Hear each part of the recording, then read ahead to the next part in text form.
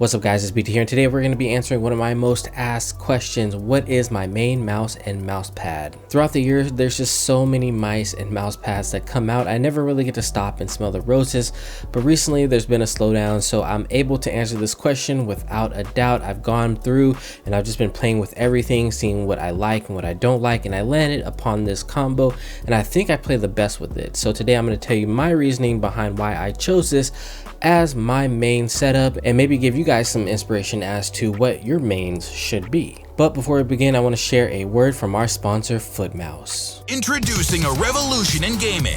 FootMouse, the first science-based gaming mouse made for feet. I've been using FootMouse for over 6 months. My APM is over 520, my KDA has doubled, and my win rate's up. I'm playing with my hands, my feet, my whole entire body is focused on the win.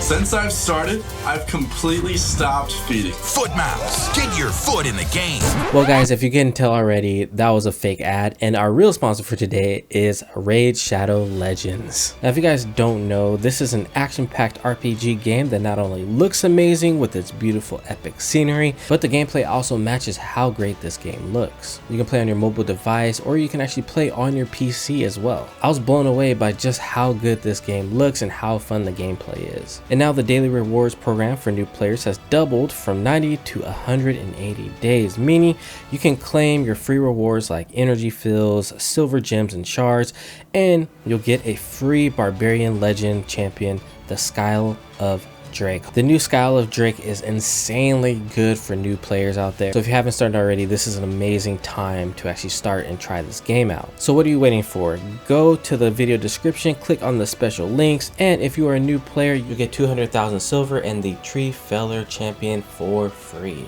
And you'll find all of this in your inbox as soon as you get into the game. All this and more will be awaiting you as soon as you install that game. So good luck on your raids guys, and I will see you out there. So when picking my main mouse, you guys know I love ambidextrous shapes because it allows you to choose from any type of grip that you want. You can experiment, you can do funky things, you can put your pinky in different places that you couldn't on an ergonomic mouse. So normally when I tell people when they're first starting their mouse journey, I tell them go with the ambi first and then go to the ergo last. Me personally, I'm on fingertip grip, and my mouse of choice, my main thing has been that Razer Viper Mini.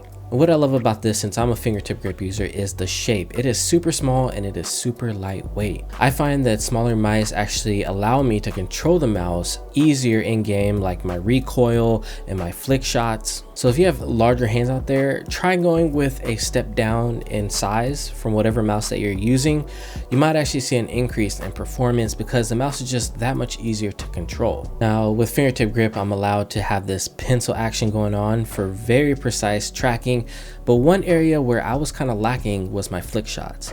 So I went into Kovacs and I practiced doing target flick acquisition, tile frenzy, some of these small target TE I think it's called.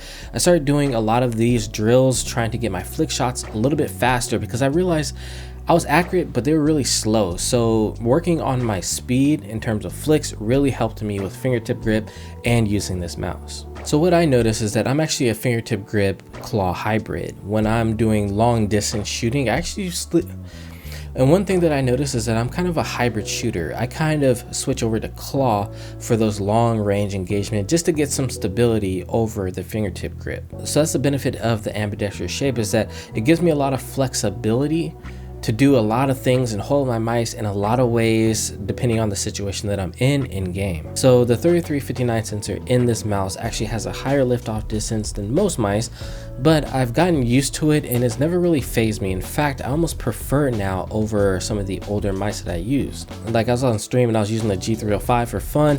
I switched back to the Viper and I just started owning. So I really think as humans we are adaptable, and the high liftoff distance does not really make. Now my sense is a 28 centimeter by 360. I actually moved it up or down. I increased my sensitivity because I'm more of a wrist aimer now instead of an arm, because when I was using my arm to do a lot of these swipes and arm aim, my shoulder just got tired, and I realized like over about an hour or 2 hours my accuracy would just go down, especially since I'm working out already. If I do like a shoulder day, it affects my aim. So I wanted to take a little bit of the stress off my shoulder and put it on my wrist a little bit. And I find that this sensitivity is kind of right in the middle. It's not too fast, it's not too slow.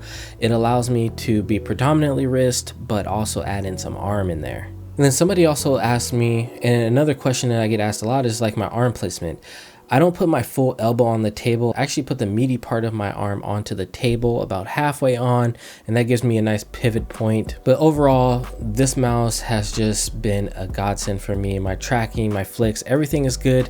The shape, it's curved in all the right places. It has PTFE feet. The cord could be a little bit better, a little bit looser, but I can't really mod it because I have to compare this to other mice. People ask me all the time, but if you have a mouse bungee, it does the trick. It's not going to be an issue. And I use the Zowie Kamei 2 for my mouse bungee. Now for my mouse pad, the one that I use, and I've gone back and forth, I've used so many, and to be honest, I can use a bunch of different surfaces at this point. I can get used to it within a couple of days, let's say. But the one that always, like when I play on it, I just seem to play just a little bit better than on any other mouse pad. That is the X-Ray Pad ThorPad. Now this pad is not only gorgeous with that galaxy look to it, but it provides a very unique surface. It makes my tracking so good, like insanely good. Like I rarely have an off day with tracking with this mouse pad. And then it gives you a little bit of stopping power because it is a cloth pad. Now I use the desk mat version, the 900 by 400, I believe it is, millimeter pad, and it's 3 millimeters thick. The stitching is very comfortable as well. And it's one that I come back to time and time and again. Sometimes I do go to the Cooler Master MP510. I went back and forth between these two. That one's super durable, whereas this one kind of wears down over time. It's not going to be as fast for as long, but you know, there's nothing wrong with your mouse pad getting slow. That just comes with the territory of a mouse pad. You're rubbing something continuously for hours and hours and hours. It's going to wear down a little bit. That's an area where the MP510 is a little bit better. So my recommendation recently has just been go with something in the middle. You know, don't go too crazy. You know, those pads are fun, you know, but find a pad, go right in the middle, and then you can move either up in speed or you can move down in speed. That is the best way to do it. And if you're still confused on what mouse pad to get, I will link my how to pick a mouse pad video down below. And did I mention how great the price is? These are really affordable, and I can easily recommend this to about 90% of people out there because the pricing is good, the pad is good, the rubber base is good. It just does what it's supposed to do. And then when I put these two together, the Razer Viper Mini with those PTFE feet, the 100% PTFE, oh, it's so amazing. And on this ThorPad, that mouse flies, the weight, the front end, everything just feels so good on this pad. They just work so well together. I highly recommend this combination. If you have not tried this combination, try it. We got a little bit of time before the Razer Viper Mini Ultimate comes out, so until then, this mouse is $40 for the Viper, and then the Thor I believe is like 20 bucks. So you can get this combination for $60. $60. Some mice are costing $60, $70 just for the mouse alone. This combination is not only budget friendly, but the performance is there to back it up. So I highly recommend you guys try out this combination if you haven't already.